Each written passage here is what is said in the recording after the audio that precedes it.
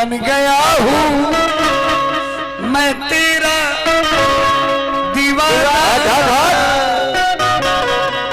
देखो देखो फेरे बड़ा करबू का दिन सट सट हमारा मेहरा से तो झगड़ा कराइए दिल इन्होंने मत करो।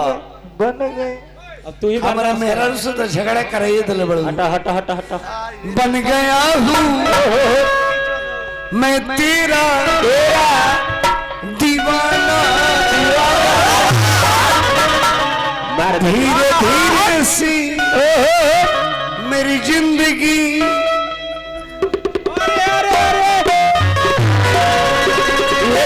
ये छाओ अरे धीरे धीरे सी मेरी जिंदगी में आना।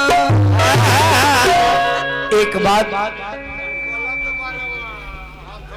ना भाई अगला लगे खत्म भाई हथौड़ी से कुछ दिली हथौड़ी ले कुछ दिली। तुमसे प्यार हमें है कितना जाने जाना। तुमसे मिलकर देखा देखो एगो प्यार होला। अरे वह नहीं ना तनी है नहीं। एक मिनट हट जाई हट जाई आई है यार हटी बड़का आई हो जा देखी हो जा फोकस करी। कि जब से तुझे देखा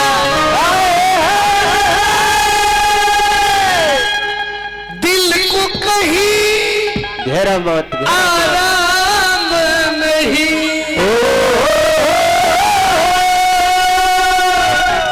इन होठों पे एक तेरे सिवा कोई नाम नहीं। बन गया हूँ मैं तेरा दीवाना। कलैया छोड़ दी जे कलैया प्रेमी होला नु देखा ए मनीष जे प्रेमी होला नु और जब हाथ पकड़ लेला नु बरियारियो करेला। ये छाव है ये छाव है उ जब हाथ पकड़ लेला नु तो कबो छोड़े ना। ना मार के वो चाहे तुम मार दो चाहे काट दो तो काट दो हमारा तो काट दो काटिए देबो नु धरते कलैया काट ले बोलू हे जैसे काट देबू तबे छुट्टी तबे छूटी लेकिन होई ना छूटी ना छुट्टी आगे धरते कलैया कलैया चीसा बन गया हूँ मैं तेरा दीवाना।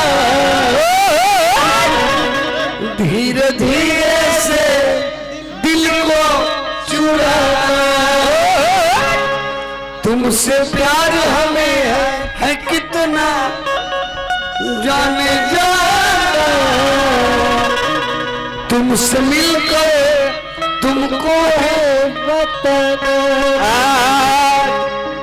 ये मतलब है ये मतलब है ये आइले ये आई है ये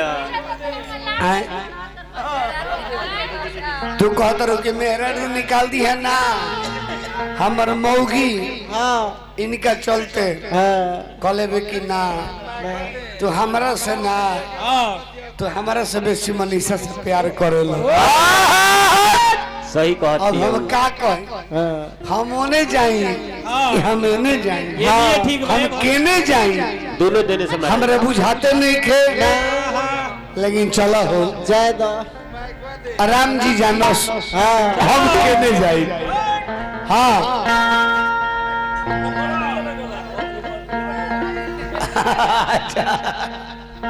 चलो लग जा